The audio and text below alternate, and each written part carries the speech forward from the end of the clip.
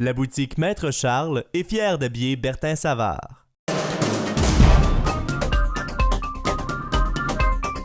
Bonjour, bienvenue à votre émission, à une émission spéciale de Tête à Tête, car j'ai l'honneur de recevoir la ministre déléguée de la réadaptation, de la protection de la jeunesse, de la santé publique et aussi des saines habitudes de vie. Elle est également ministre responsable de la grande région de la Montérégie. Je reçois Mme Lucie Charlebois. Madame Charlebois, je tiens à vous remercier personnellement pour nous offrir cet honneur de nous offrir cette entrevue-là suite à votre projet de loi que vous avez déposé dernièrement.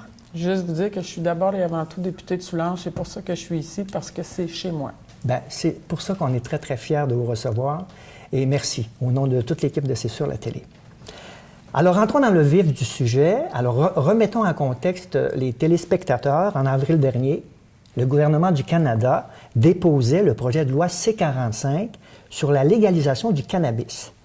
Les gouvernements provinciaux, dont le Québec, se retrouvent donc avec plusieurs responsabilités nouvelles. On n'a pas le choix, il faut construire avec ça. Maintenant, vous avez déposé un projet de loi dernièrement qui est le numéro 157. Tout à fait. Comment on constitue des responsabilités nouvelles en matière de cannabis? Comment on fait ça? Comment on s'y prend? Bien, en fait, vous l'avez bien dit, le gouvernement fédéral, c'est lui qui légalise. Alors, nous, ce qu'on est là pour faire, les provinces, c'est encadrer cette légalisation. Comment on va faire pour s'assurer de la santé, protéger la santé de notre population et leur sécurité? Parce que, puis je veux bien mettre ça clair pour les auditeurs que vous avez, parce qu'il faut absolument qu'ils sachent que c'est le gouvernement fédéral qui légalise. Oui, c'est ça. Mais nous, on a la responsabilité d'encadrer. Vous avez raison, le champ d'application est tout chez nous, dans le fond. Au Québec. Et aux municipalités aussi, hein, parce que, veut pas, il y aura aussi, ça se décline toujours. Plus on se rapproche du terrain, plus on a à légiférer en ce sens-là. Alors, on a légiféré. Comment on a fait ça? Ouais. Parce que quand ça arrive, on savait que M. Trudeau voulait absolument légaliser. Alors, nous autres, on s'est mis au travail, mais il y a des choses qu'on ne pouvait plus faire parce qu'il fallait attendre le projet de loi du fédéral. En avril, le déposer. On avait, nous autres, déjà notre comité de formés, 12 ministères, 2 secrétariats, ça fait 14 en tout, là, où on a planché à dire, d'abord, on avait déjà réfléchi à dire, on veut consulter les gens sur comment ils voient ça, l'encadrement, mais au préalable, il faut que la table soit mise. Alors, on a fait un forum d'experts en juin, le 19 et 20 juin dernier, où là, on a invité des gens où il y a des États où c'était déjà légal, un pays comme l'Uruguay où c'était déjà légal. Ah oui. On avait nos experts du Québec, on a eu des représentants d'organismes. Bref, il y avait beaucoup de monde qui sont venus nous expliquer comment eux autres ont vécu ça, comment ils voyaient ça, puis sur quelle chose qu'on devait être prévoyant, surtout prudent. Ou les erreurs qu'eux avaient peut-être fait. Ou, entre autres, mais ils sont venus nous parler de la science aussi. Comment la science entrevoyait ça. Alors, c'était 2 journées fort enrichissantes, je vous le dis, là. Et ça a mis la table aux consultations, parce qu'il y a un rapport de produits suite à ça. On l'a mis en ligne sur le site de la Santé. On a dit aux gens du ministère de la Santé, on a dit, prenez le temps de regarder ça, parce que ça va être fort intéressant pour mettre la table pour les prochaines discussions. Alors, après ça, le comité dont je vous parlais tantôt, on a dit qu'il faut consulter la population, mais aussi les organismes qui les représentent. Que ce soit des organismes communautaires, des représentants municipaux, de la santé, les gens de la rue. Oui, les travailleurs des organismes. Bref, un peu tout le monde. Alors, on a fait le tour de 8 régions. On aurait voulu faire 17, mais comme le temps est serré, hein, on le dit depuis le début, que le temps imparti est vraiment court. Alors, on a fait le tour de 8 régions où on disait aux gens, regroupez-vous, mais comme on était conscient que parfois il y a des grandes distances, on a dit, on va faire une consultation web. C'est ce qu'on a fait, où il y a eu 12 800 personnes qui ont répondu au questionnaire en ligne, mis des commentaires. Des mémoires aussi? Oui, des mémoires nous ont été envoyées et je vous dirais que ça a été ça aussi très enrichissant, non seulement les consultations physiques sur place, mais aussi ces consultations-là web, parce que, vous savez quoi, plus de 80 du questionnaire rempli. Les gens ne le faisaient pas à la va-vite, là. Ils n'ont pas eu le temps de nous communiquer leur... Alors, ça aussi... Bien, ça veut dire qu'il y a une inquiétude, une réelle inquiétude ou une volonté de vouloir se... C'est ça. Les gens veulent nous dire comment ils voient ça, eux autres. OK. Alors, ça, c'était à la base. Mais vous venez de me dire que c'est peut-être un peu encore rapide. Oui. Hein, les partis d'opposition, avec vous, vous avez demandé encore une extension, je pense, à... Bien, en fait, je vous dirais que ça fait longtemps que je la demande. Oui. Moi, j'avais eu une discussion avec Mme Philpott à l'époque, qui était ministre de la Santé, puis j'avais dit, écoute, c'est un peu serré, Mme Philpott. Pourrions-nous un peu... pensez à peut-être vous pouvez faire votre loi, mais repousser la mise en œuvre. C'était non. Les ministres des Finances de toutes les provinces se sont réunis à plusieurs reprises, mais la dernière rencontre, ils ont signifié carrément au gouvernement du Canada, il n'y a pas si longtemps, on voudrait qu'il y ait un report dans l'application, la mise en œuvre de la loi.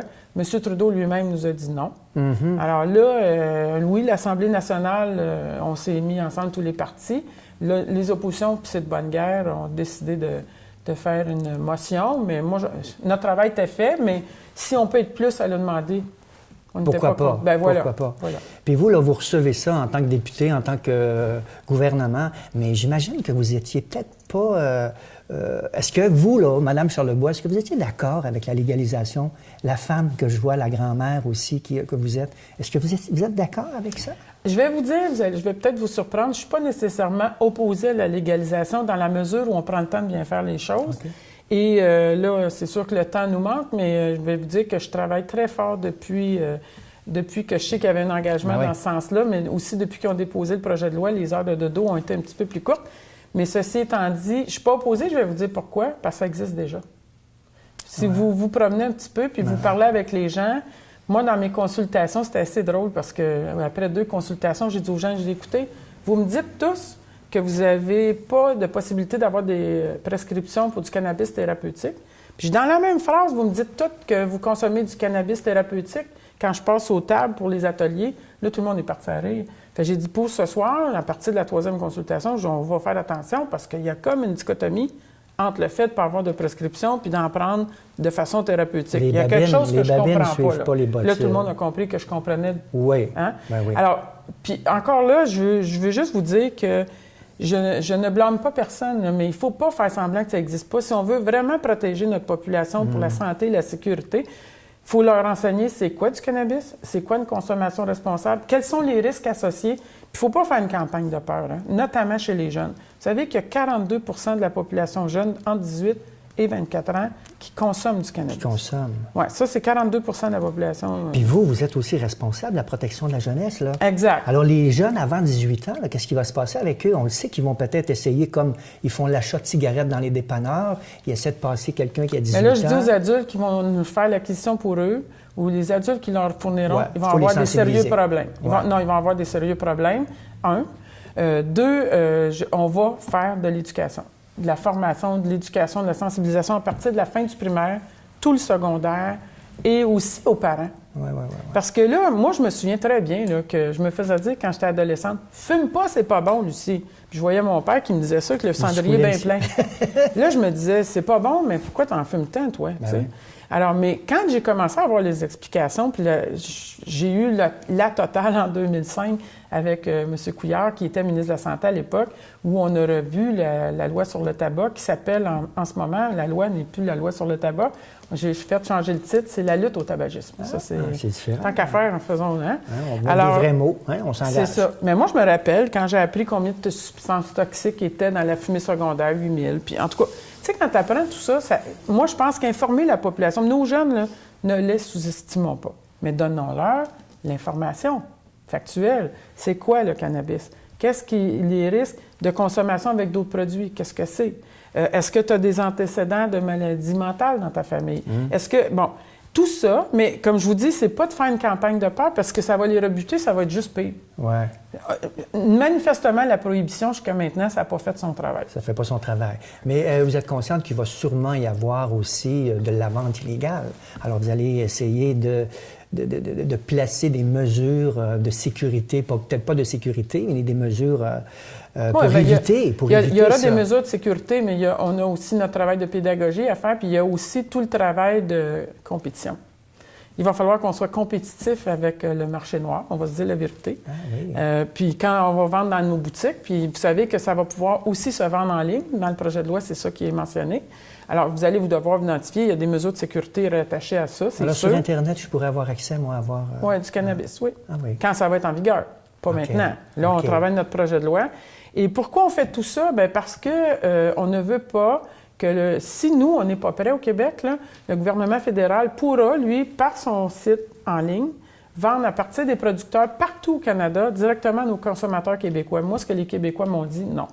Nous, on veut acheter dans nos boutiques, on voudrait une société d'État comme la SAQ, mais sans profit. Alors, c'est ce qu'on a créé, la Société québécoise du cannabis, qui a sans pour profit. mission... Ça veut dire que les argents vont être... investis pour la sécurité et la santé. Vous savez qu'on a réservé dans la loi, dans le projet de loi, il y a 25 millions qui vont être attribués pour faire de la prévention, de la sensibilisation, de l'éducation et du traitement de dépendance. Uniquement ça. Ça, c'est de l'argent neuf. Ça, c'est... Oui. Ben oui. Et c'est après le ça... minimum. C'est le minimum oui. qu'on peut avoir. Après ça, quand il y aura vente du cannabis dans les boutiques et sur Internet, après avoir payé sa dette, parce que vous savez qu'instaurer ces boutiques-là et faire on le parle site des Internet, sociétés, hein? Ça va être comme des sociétés d'alcool, mais ça va être le cannabis. Ça va être des boutiques de cannabis. C'est sûr que ça n'aura pas la même envergure qu'une boutique de la SAQ. Il n'y aura pas de carte de points, là? Non, il n'y aura pas d'inspire, respire et souper, ça n'arrivera pas. OK, c'est non, bon. Ça, je vous le promets. OK. C'est pas le but. Le but, ce qu'on veut, c'est ramener les gens du marché illicite ouais. vers un marché qui est licite, donc légal.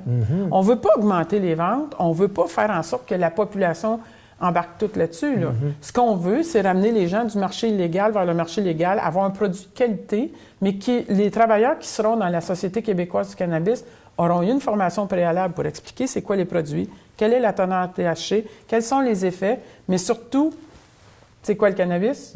Qu'est-ce que ça peut engendrer? Parce qu'il y en a que je connais, là, puis vous sûrement aussi, qui ont eu une consommation responsable toute leur vie, puis ils sont corrects. Mais il y en a d'autres pour qui ça a créé des drôles de problèmes. Des grosses dépendances. J'en connais aussi, mais pas juste de dépendance, des maladies oui, qui viennent comme mentales, déclencher etc. des... C'est parce que ça exacerbe ça.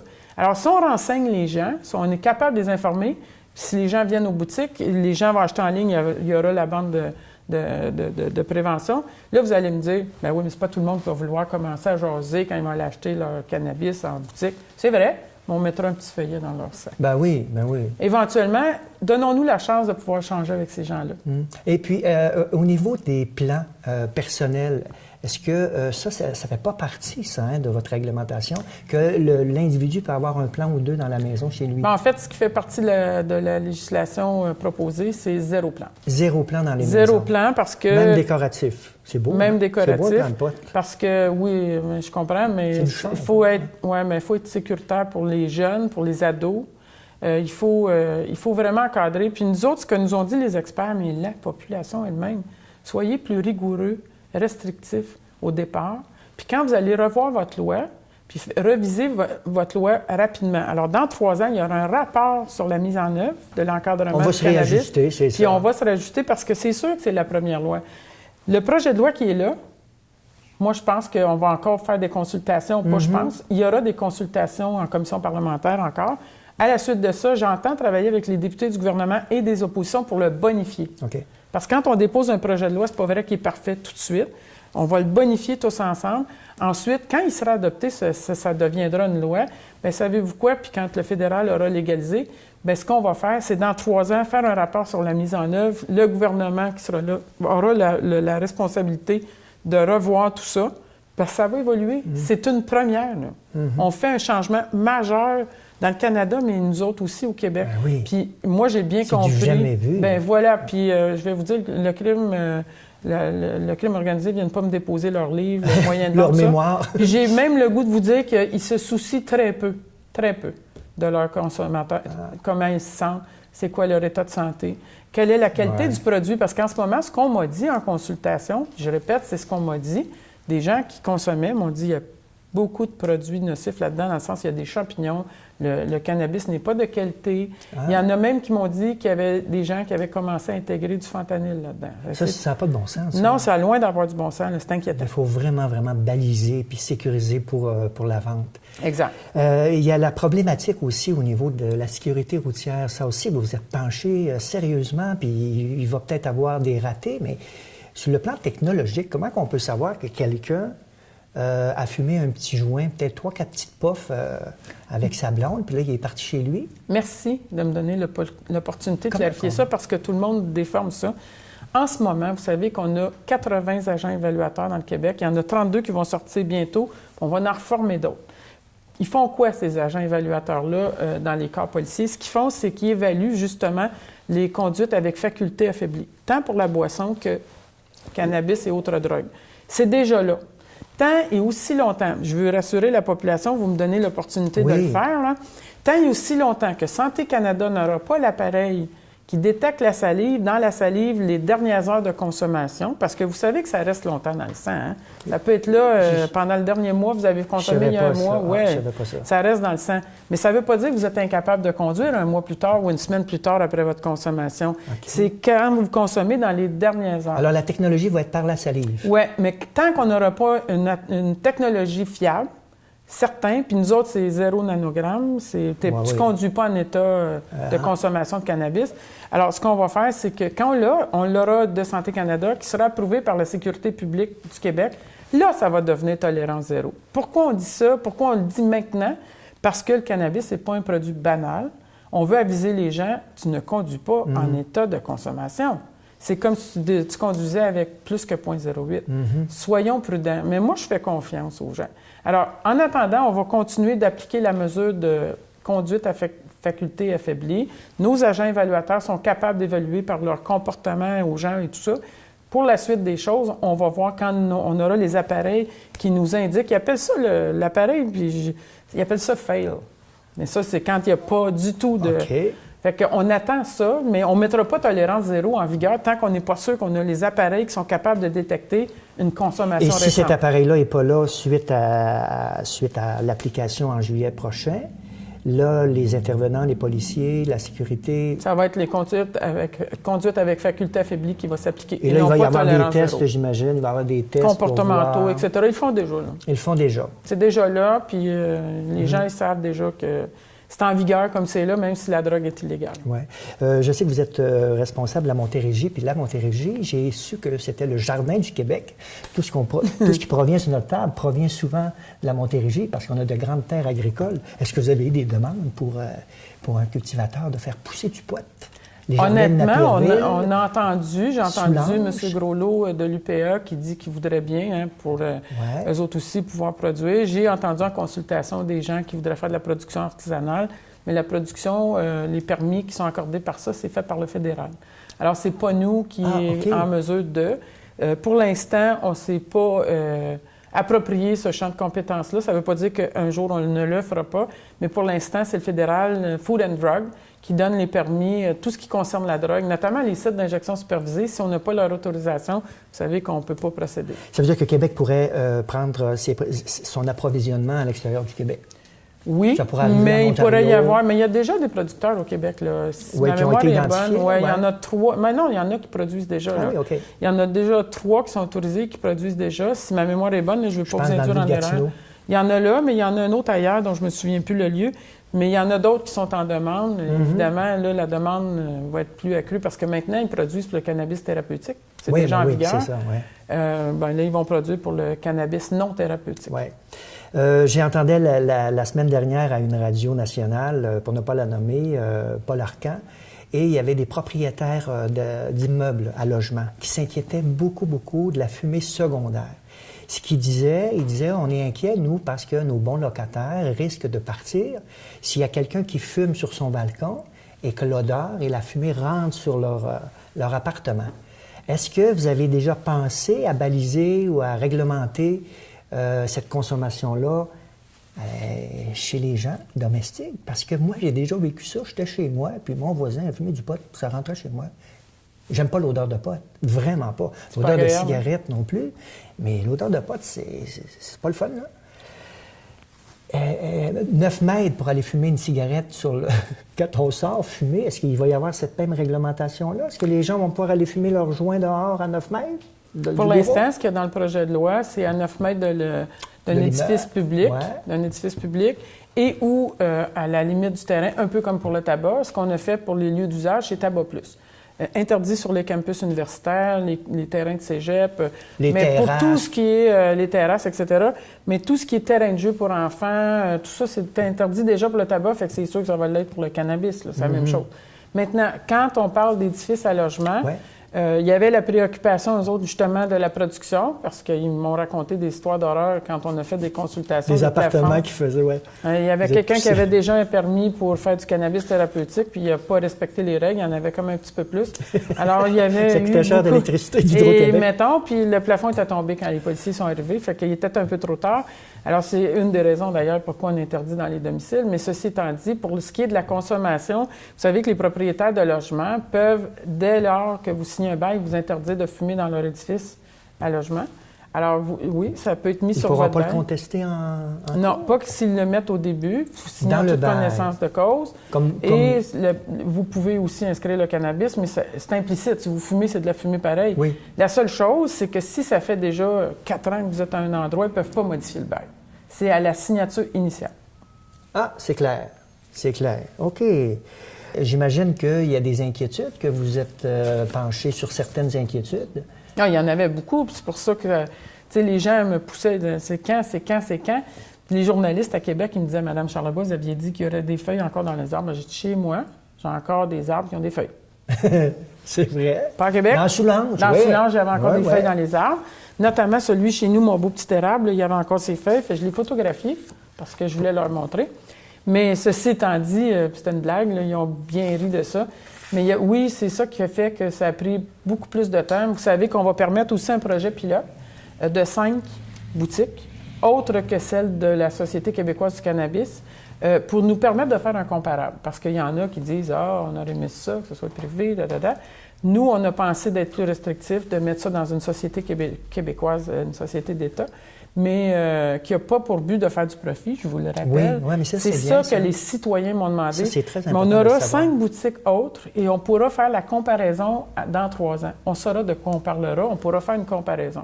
On n'élargit pas, parce que j'ai entendu sur des stations de radio, je me permets de le dire, on n'élargit pas à outrance au privé, c'est pas vrai. Il y aura un maximum de 5 boutiques pour pouvoir faire un comparable.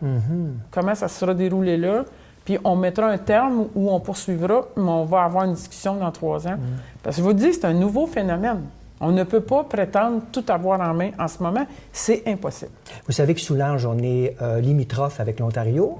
Et souvent, les Québécois qui sont comme ça frontaliers, ben, ils peuvent aller chercher leur alcool de l'autre côté. Là, d'ailleurs, la SAQ... Vous savez qu'il y a une limite, hein? Il faut mieux le dire aux citoyens. Il y a une limite au niveau de l'achat? Oui.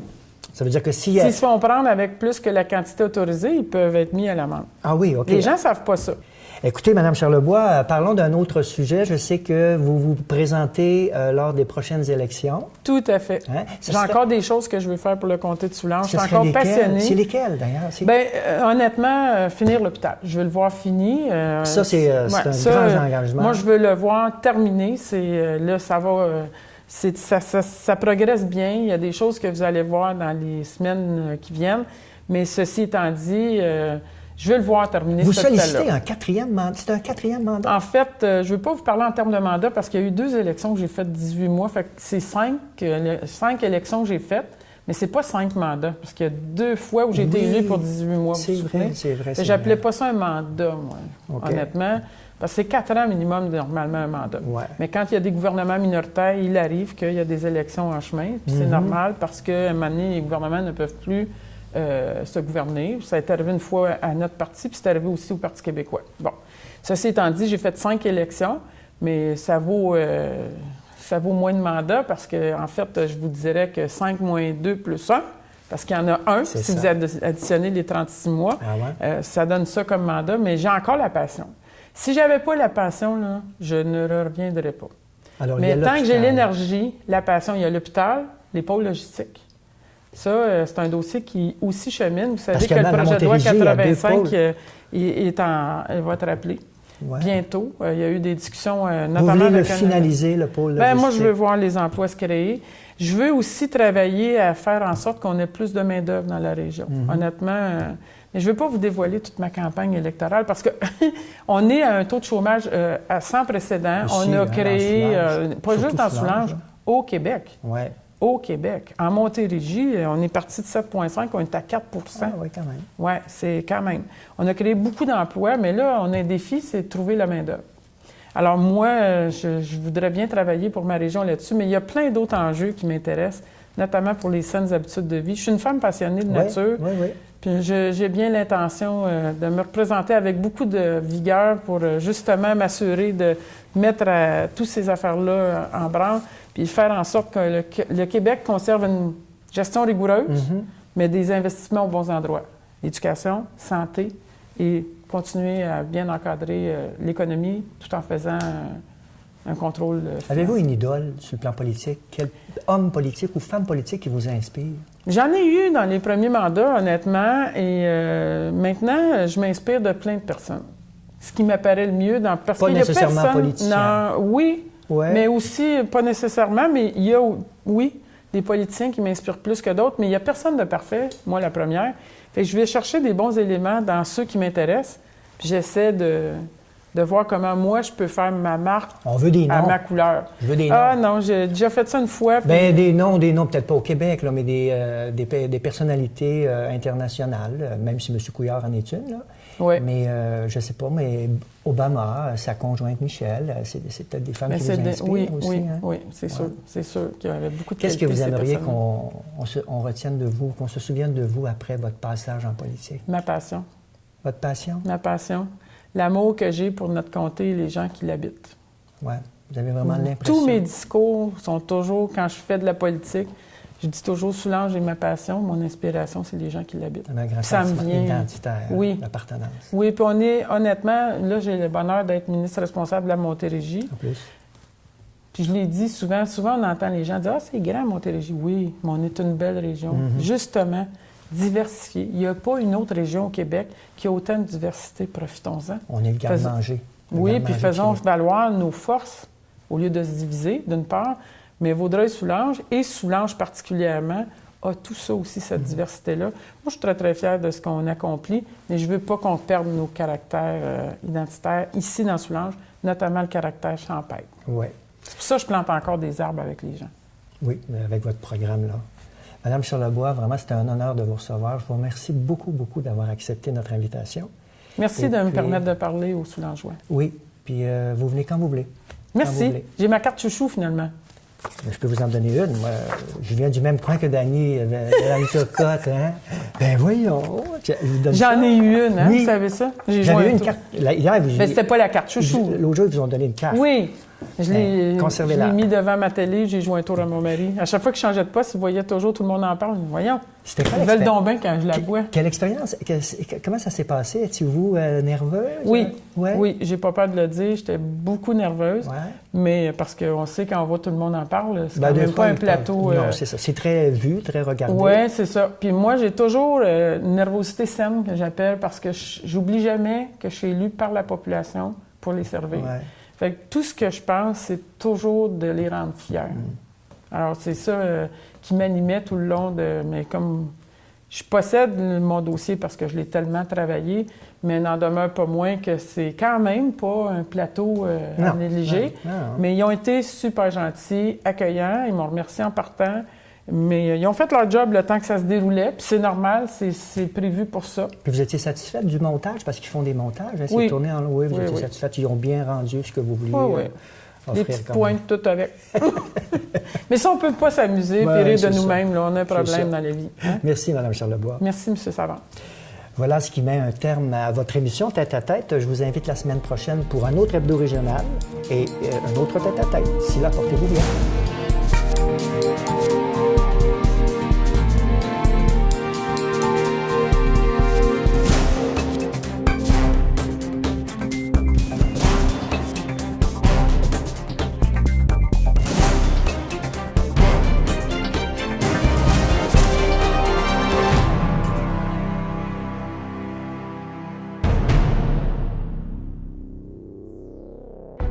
C'est sûr.tv.